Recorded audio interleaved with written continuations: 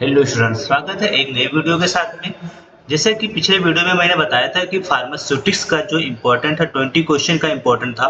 उसमें मैंने आपको 10 क्वेश्चन का इम्पोर्टेंट दे दिया था और ये बताया था कि लास्ट के जो रिमेनिंग 10 क्वेश्चन है उसके लिए दूसरी वीडियो आने वाली है। तो इस वीडियो में बात करने वाला हूँ क्वेश्चन नंबर 11 से लेकर के 20 तक के जो इम्पोर्टेंट क्वेश्चन है वो आपको मिल जाएंगे इस वीडियो के अंदर। तो अगर आप हमारे चैनल पर अभी नए हैं, चैनल को सब्सक्राइब नहीं किया है तो सब्सक्राइब भी कर लें। वीडियो को लाइक नहीं किया है तो लाइक कर लें और शेयर कर दें अपने फ्रेंड सर्कल में, क्योंकि कल कल या इसका आप कह सकते हो 15 जैन को पेपर है तो उनको भी इसका फायदा मिल जाएगा। ठीक है ना? तो चलिए अब स्टार्ट करते हैं लास्ट के क्वेश्चन नंबर 11 से लेकर के क्वेश्चन नंबर 20 तक के इम्पोर्टेंट क्वेश्चन। क्वेश्चन नंबर 11 जो हमारा क्वेश्चन है वो है discuss the theory of filtration. Theory of filtration इसमें कई बार पूछा जाता है, ये आप पढ़ के जाना। इसमें फॉर्मूला दिया हुआ है, क्या फॉर्मूला लगने वाला है ये आप देख लेना। ठीक है ना? तो एक बार ये क्वेश्चन पूछा गया है और ये कई बार पूछा जाता है, हर एक स्टेट में पूछा जाता है। कर्नाटका स्टेट वाले तो इसको खास करके देख करके एग्जाम से पहले जाओ आप। और उसके बाद में यहाँ पे क्वेश्चन ये पूछता है classify different type of the tablet. तो टैबलेट के बारे में, जो मेडिसिन है टैबलेट, उसके बारे में आपको बताना है, टाइप्स उसके बता देना है। और इसमें जैसे टैबलेट इंजेस्टेड ओरली और tablet used in the oral cavity, और हर एक के एग्जाम्पल दिए गए हैं, बहुत सारे एग्जाम्पल हैं, ये आप पढ़ लेना। और ये पूछा गया है, कई बार पूछा गया ये सारी क्लासिफिकेशन, तो आप देख के जाओ। ठीक है? एक क्वेश्चन ये पूछा जाता है, कई बार पूछा गया है और हर एक स्टेट में पूछा गया है। what are different type of the container used in the pharmaceutical industry। Pharmaceutical industry के अंदर यूज होने वाले कंटेनर के बारे में पूछा जाता है। तो जैसे इसमें पहला कंटेनर आता है ग्लास कंटेनर। ग्लास कंटेनर कई बार पूछा गया, कई बार इसके टाइप्स पूछे गए हैं, तो ये आप देख करके जाओ। उसके बाद प्लास्टिक कंटेनर आता है, जो प्लास्टिक के बने हुए होते हैं, जैसे पॉलीथाइलीन, प्रोपाइलीन, पॉलीविनाइल क्लोराइड, ये सारी चीज़ें प्लास्टिक के मटेरियल है। ठीक है ना? उसके बारे में पूछा जाता है। और इसका थर्ड टॉपिक आता है मेटल कंटेनर, मतलब किसी न किसी सॉलिड मेटल का बना होगा, एल्यूमिनियम का हो सकता है या स्टील का हो सकता है या अदर दूसरे चीज़ें हो सकती हैं जो मेटल के फॉर्म में रहती है। रबर भी कई बार यूज़ किया जाता है कंटेनर के लिए, जिसमें हम अपने फार्मास्यूटिकल प्रोडक्ट को स्टोर करके रखते हैं, तो रबर भी देख करके जाओ। ठीक है ना? रबर का अलग से एक क्वेश्चन पूछा गया है, उसको भी मैं बताऊंगा कैसे पूछा गया है। उसके बाद में ब्लिस्टर पैक के लिए क्या क्या यूज़ करते हैं उसके बारे में बताया गया है। कोलैप्सिबल ट्यूब भी बहुत सारे आते हैं। ठीक है ना? तो ये ट्यूब आते हैं ना, उसके लिए। उसके बाद में एरोसॉल कंटेनर आता है, जिसमें जैसे ये परफ्यूम वगैरह होता है ना, तो उसमें वो जो कंटेनर होता है उसको बोलते हैं एरोसॉल। तो बहुत सारी मेडिसिन ऐसे आते हैं, उसको भी ऐसे यूज़ किया जाता है। एम्पुल्स और वायल्स, ये भी जो इंजेक्शन वगैरह भरे जाते हैं, छोटे-छोटे रहता है। आपने देखा होगा कि डॉक्टर को ब्रेक करता है, आपके सामने वो छोटा सा ऐसे रहता है, उसको ब्रेक करता है, तो उसी को बोलते हैं। ठीक है ना? तो ये भी कई बार पूछे गए, मतलब यूज़ किया जाता है एज ए स्टोरेज कंडीशन के लिए, स्टोर करने के लिए कंटेनर इसका बनाया जाता है।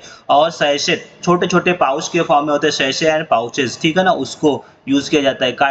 उसके बाद में कार्ट्रिज और प्रीफिल्ड सिरिंज भी आता है। ठीक है? और बल्क कंटेनर, तो ये सारी कुछ चीज़ें दी गई थी। स्पेशलाइज्ड कंटेनर भी आता है, ये सारी चीज़ें आप पढ़ के जाओ, कई बार पूछा गया है, तो इसको छोड़ के नहीं जाना और इसको भी देख करके जानो। क्वेश्चन नंबर 14 है। क्वेश्चन नंबर 14 पायरोजन के बारे में। अब पायरोजन क्या होता है? ये क्या होता है कि पायरोजन को टेस्ट किया जाता है, मतलब कि डिजीज कॉजिंग एजेंट, ऐसा आप बोल सकते हो कि बैक्टीरिया कोई केमिकल रिलीज कर रहा है तो उसको ही, मतलब यहाँ पे डेफिनेशन आपको मिल जाएगा कि पायरोजन क्या होता है। मेटाबॉलिक प्रोडक्ट होता है माइक्रो ऑर्गेनिज्म के, मतलब बैक्टीरिया के, और वो उससे ऑब्टेन किया जाता है। ठीक है ना? बाई देखो, produce by the microorganism but gram negative bacteria produce more. तो ग्राम नेगेटिव टाइप वाली ज्यादा प्रोड्यूस करता है, ये आप देख करके चले जाना। प्रिंसिपल देख करके चले जाओ और इसका थोड़ा सा मटेरियल वगैरह भी क्या क्या यूज किया जाता है वो भी आप देख लेना थोड़ा सा। ये इस आंसर लॉन्ग है, मैं पहले बता दे रहा हूँ। आंसर को आप अपने हिसाब से थोड़ा 2-4 पॉइंट कट कर देना। मेथड में आपको रैबिट लिया जाता है, और रैबिट को क्या किया जाता है वो सारी चीज़ें इसके अंदर बताया गया है कि रैबिट कितना होना चाहिए, और सारी चीज़ें आप एक बार रीड कर लेना। ईजी है, बहुत ईजी लैंग्वेज में लिखा गया है, ये आप देख करके जाओ। देखो रैबिट का वहाँ पे पूरा ये दिखाया गया है, पूरा रैबिट के आई में इसको इंजेक्ट किया जाता है, सारी चीज़ें पूरा लंबा ये है। तो ये आप देख लेना, ठीक है ना। एक क्वेश्चन नंबर 15 पूछा जा गया है, कई बार फ्लूइडाइज्ड बेड ड्रायर, कई बार पूछा गया है। तो यहाँ पे मैंने आपको प्रोवाइड कर दिया है, इसका डेफिनेशन आप देख लो और उसके बाद में थ्योरी देख लो और इसके बाद में यहाँ पे आपको क्या मिल जाएगा, इसका डायग्राम भी मिल जाएगा नेक्स्ट पेज पे। तो आप कुछ ऐसा इसको बना करके चले जाना, ठीक है ना। कुछ ऐसे है, इसमें अलग अलग यहाँ पे सब लगे हुए हैं, फैन लगा हो रहता है, यहाँ पे आउटलेट रहता है, ये इनलेट है, रिसर्कुलेटिंग कंट्रोल है, ठीक है ना, बार बार एयर हीटर्स है, ठीक है ना।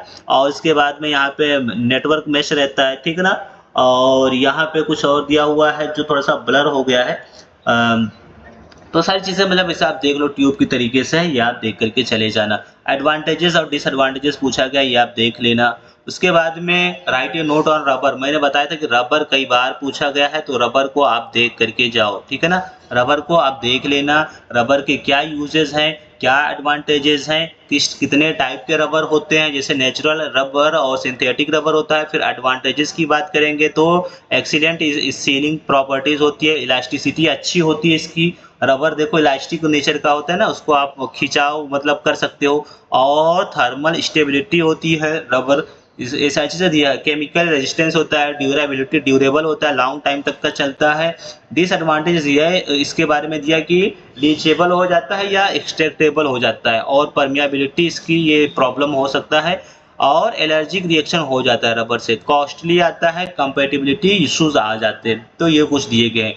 क्वेश्चन नंबर जो 17 है, क्वेश्चन नंबर 17 है डिफरेंस बिटवीन लोशन एंड लिनीमेंट के बारे में। तो यहाँ पे आपको कुछ डिफरेंस दिए गए हैं, 1 2 3 4 एंड 5 डिफरेंस दिए गए हैं, इसको आप पढ़ के जाओ, कई बार पूछा गया है।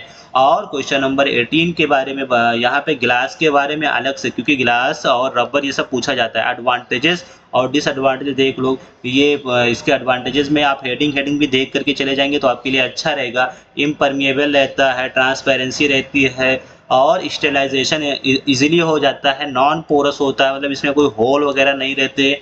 और इसको दोबारा हम फॉर्म कर सकते हैं दोबारा। डिसएडवांटेज है कि ये इजीली ब्रेक हो जाएगा, हैवी वेट होता है, ठीक है ना, हाई प्रोडक्शन कॉस्ट होता है, इसमें महंगा होता है कास्ट, ठीक है ना। और एनर्जी कंज्यूम बहुत ज़्यादा करता है, लिमिटेड डिज़ाइन फ्लेक्सिबिलिटी, बहुत ज़्यादा डिज़ाइन में हम कांच को नहीं बना सकते, लिमिटेड रहता है कुछ ऐसी चीज़ें। और इसके बाद में क्या दिया है, रिस्क ऑफ कंटामिनेशन, ये भी कंटामिनेट जल्दी हो जाएगा। उसके बाद में ये हमने ग्लास के बारे में पढ़ा। और एक क्वेश्चन नंबर 19 जो कई बार पूछा गया है, water injection, add a note on additives. Additives क्या होते हैं, जो हम ड्रग के अलावा, ड्रग को छोड़ करके बाकी अदर चीज़ें जो ऐड करते हैं ना, मतलब ड्रग भी ऐड करना है बट ड्रग के साथ में अदर चीज़ें ऐड करो, वो सब के सब एडिटिव्स कहलाएंगे, ठीक है, ये आपको समझ गया होगा। और उसके बाद में इसको हम इंजेक्शन को कहाँ पे यूज़ करते हैं, इंट्रावेनस, इंट्रामस्कुलर, सबक्यूटेनियस, इंट्राडर्मल, सब बताया गया है, ये आप दे करके चले जाओ। और देखो यहाँ पे मैंने बताया कि ड्रग के साथ में क्या ऐड करते हो, सॉल्वेंट यूज़ करते हो, जैसे फॉर एग्जांपल आप इथेनॉल वगैरह यूज़ करते हो। बफरिंग के लिए आप यूज़ करते हो सोडियम सिट्रेट, फॉस्फेट, बफर, ऐसी चीज़ें। टॉनिसिटी भी मेंटेन करने के लिए सोडियम क्लोराइड का यूज़ किया जाता है, प्रिजर्वेटिव भी ऐड किया जाता है, ठीक है, सारे यहाँ पे दिए गए हैं। उसके बाद में लास्ट हमारा क्वेश्चन है आज का इस वीडियो का, वो है क्वालिटी एश्योरेंस। तो क्वालिटी एश्योरेंस भी आप एक बार देख करके चले जाना, कई बार पूछा गया है। इसके की कंपोनेंट या कॉन्सेप्ट, क्या की कॉन्सेप्ट क्या है उसके बारे में, और हमने फार्मास्यूटिक्स पढ़ रहे हैं हम लोग, तो फार्मास्यूटिक्स के हिसाब से इसको लिखा गया है।